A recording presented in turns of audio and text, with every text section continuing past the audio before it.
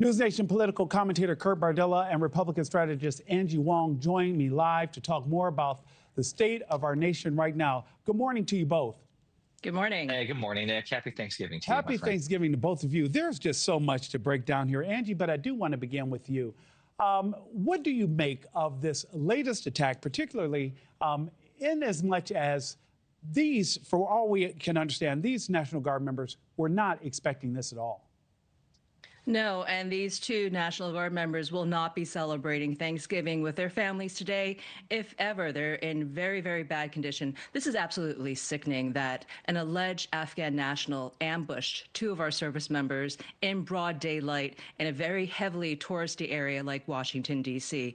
And this comes after weeks of dangerous rhetoric coming from the left, starting with the viral video from the Seditious Six asking military members and intelligence officers to maybe stand down on illegal orders. And also there's a mobile truck, a mobile ad truck driving around Washington, D.C., questioning whether or not the National Guard should be there. And this is why they signed up to be a National Guard. And then on top of that, a billboard near Fort Bragg saying the same, that maybe, military members could deflect if asked to do something that they didn't want to. So I think all of this is compounded to what we're seeing today. This is the result of weeks, months, years of political rhetoric that some people maybe took too far.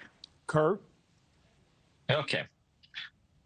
We talked yesterday about how Donald Trump idiotically and wrongfully proclaimed that he had cleaned up crime in Washington, D.C. through the deployment of the National Guard, how he said that there have been 0 homicides in 6 months. Obviously, that's just not true.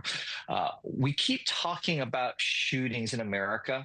And while we like to focus on who the shooter was, we seem to never want to actually talk about the weapon that's been used. And that's kind of the common denominator that we see in almost every violent crime in America. And I think this just illustrates the fact that if you put our National Guard military people in cities, it doesn't change the outcome. There's still going to be shootings. And so we're the only industrialized country in the world that has this specific problem, and the solutions when we have these conversations don't ever involve the one weapon that's used almost every time, and I don't understand why that is. And on the second front, the idea that United States senators saying don't follow illegal, keyword, illegal orders results in this is absolute nonsense. When did it become a directive for terror for public officials to say, follow the law? I mean, it's that simple. Why is this administration and Republicans so threatened by someone actually just saying, follow the law? We want everyone, including our military, to follow the law. Why is that so abhorrent and so dangerous? It should actually be unspoken. It should be, obviously, that should be the standard that everyone uses. But in this administration, which has found itself to be lawless and reckless time and time again, it actually does need to be said. Angie, this suspect may have been part of a program, it seems now, that actually aided our military and our security officials in Afghanistan. And as a result, they were allowed to come over to the United States and even apply for citizenship or whatever the process may have been.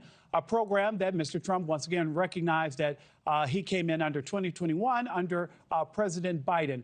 Andrew, what do we do in a situation when we know we need support from other communities, when we're in other areas, but this ends up being possibly the result? Yeah, and this is where we have to re-examine everything. Yes, this alleged shooter came in to the United States in 2021 under the Biden administration, legally under Operation Allies Welcome.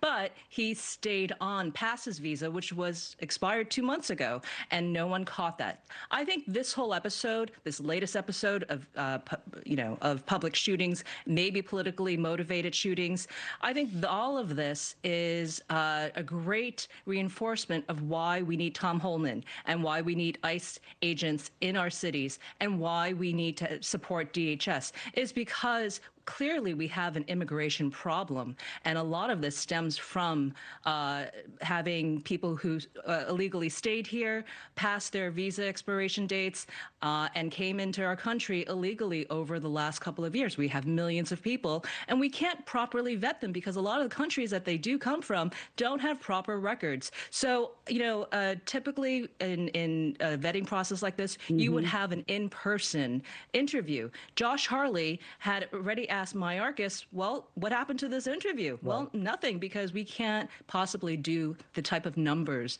that are required to do an in-person interview. So I think all of this has to be reexamined. President Trump is absolutely right to say we need to now look at every single applicant. And Kurt, I've got less than 30 seconds, but I'm guessing that adding 500 more troops, you don't believe is the answer.